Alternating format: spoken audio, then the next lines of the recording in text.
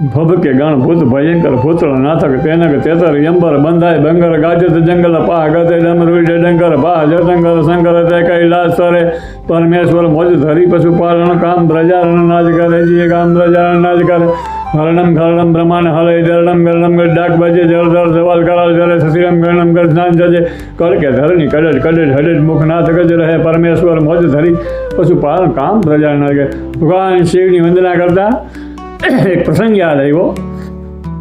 એક શિકાર નીકળ્યો અને શિકારની પાછળ એક રાજકુમાર રથ ઉપર સવાર શિકારની પાછળ દોડ્યો.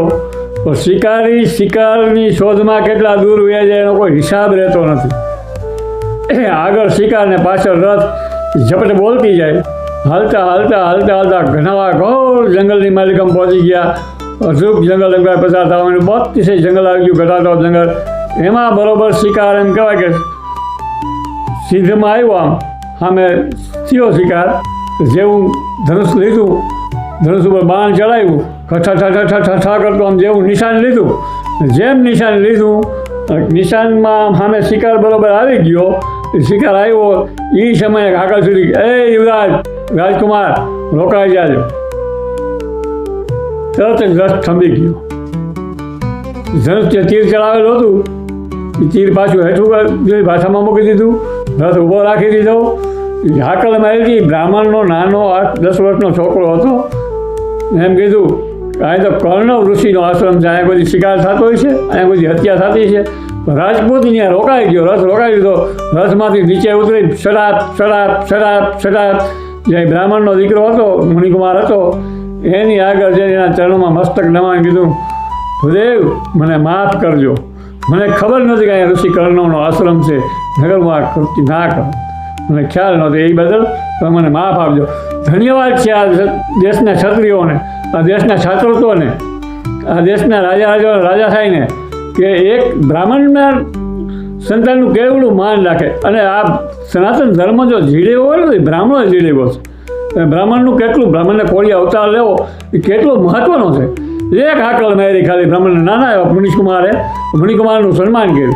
પછી રાજકુમારે એમ કીધું. એટલે હું એ છાત્રોને ધન્યવાદ આપું છું કે આજના જે ભારતના રાજા રજવાડો થઈ ગયા એ છાત્રોને ધન્યવાદ છે કે ગૌ ભાવના પ્રતિભા ધર્મની પાળતા જે સત્ય હોય સત્ય જ હોય. રીતુ રજીપુતા કહેવત છે. રીતુ રજીપુતા એમને એમ ના થાય. એટલે એને કીધું મને તરસ લાગી છે. તરત જ મુનિકુમારે કીધું હાલો અહીં તો અમારો આશ્રમ છે, હાલો આશ્રમે. જેવા આશ્રમે જાય છે ધીરે ધીરે ધીરે ધીરે આશ્રમમાં કદમ જ્યાં માંડે તો સામે એકદમ સ્વરૂપવાન સુંદરી ઊભી છે. એનું રૂપ એવું છે ચંદ્ર સમાન મુખ વાલી, કાલે લંબે કેશ બાલી, ભ્રકુની કમાન માલી, તીખે ને બાલી હે, હાસ્ય ગતિ હારનારી, હરી જસી ચાલવારી, હરી જસી બાલવારી, હરસી કનક નારી હે. આવી સ્વરૂપવાન સુંદરી ઊભી છે. ગળાની માલિકમ સફેદ પુષ્પની માળા રહી ગઈ છે. એવી સ્વરૂપવાન તરસે ધ્યાન બદલ્યું. સાંભળજો, તરસે સ્થાન બદલાવી નાખ્યું. જેવી કન્યા ઉપર દ્રષ્ટિ ગઈ, એક કન્યાની યુવરાજ ઉપર દ્રષ્ટિ ગઈ, બેના હામામાં ધ્યાન લગા. મોર કો ધ્યાન લગો ઘનઘોર, સિંદર કો ધ્યાન લગો નટકી, નટકી ધ્યાન લગો પતંગ, પતંગ ધ્યાન લગો બટકી, અને પનિહારી કો ધ્યાન લગો મટકી. બેનું હામું ધ્યાન લાગ્યું.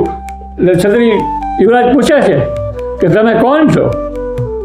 તો કે તમને ખબર નથી, તમે જોતા નથી, હું ઋષિ કન્યા છું.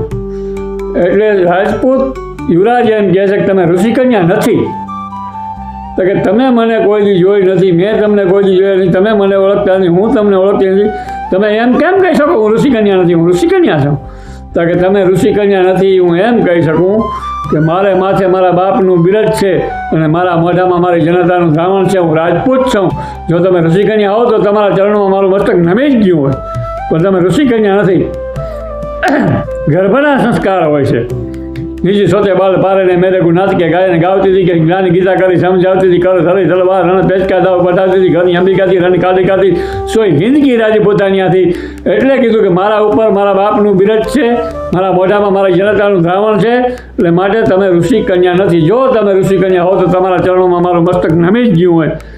આ વાત ઋષિ કર્ણવ સાંભળે છે કે આ કન્યા માટે હું ઉત્તમ વર શોધવાનો હજી બાકી હતો, ઉત્તમ વર શોધતો હતો. પણ આનાથી ઉત્તમ આવી વાત કરતો હોય આનાથી ઉત્તમ બીજું કોણ હોઈ શકે? એ સ્ત્રી હતી, એ શકુંતલા હતી, યુવરાજ હતો, એ દૃશ્યમ હતો. શકુંતલા ઋષિકુમાર કર્ણ ઋષિએ બોલાવ્યા અને એના બેના લગ્ન કરાવ્યા. એના બેના લગ્ન કરાવ્યા પછી એને એક દીકરો થયો, એનું નામ હતું ભરત. એ ભરત 11 વર્ષે સિંહનું જડબું ઉજાડીને 32 દાંત ગણી લેતા. એના ઉપરથી આ દેશનું નામ પડ્યું ભારત.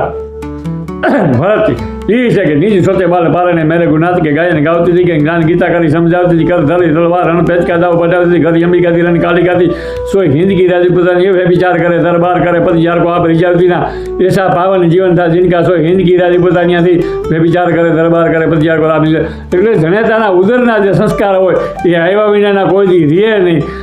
એટલે કહેવાનો મારો મતલબ કે એ બેના લગ્ન થયા. લગ્ન થયા પછી એનો દીકરાનું નામ છે ભરત. ભરતના 11 વર્ષની ઉંમરે સિંહનું જડબું ઉજાડી 32 દાંત ગણી લેતા. એના નામથી આ દેશનું નામ પાડવામાં હતું ભારત. આ શકુંતલા એ સ્ત્રી હતી, શકુંતલા હતી ને કુમાર હતો એ દૃશ્યમ હતા. જય માં ભવાની. આવા વિડીયો જો તમને જોવા ગમતા હોય તો કમેન્ટમાં લખીને કહેજો કેવું તમને ગમે છે. જય લાઈક કરજો, શેર કરજો, સબસ્ક્રાઈબ કરજો. આ વિડીયો હું રોજ મૂકતો રહીશ, માટે થોડોક સપોર્ટ કરજો.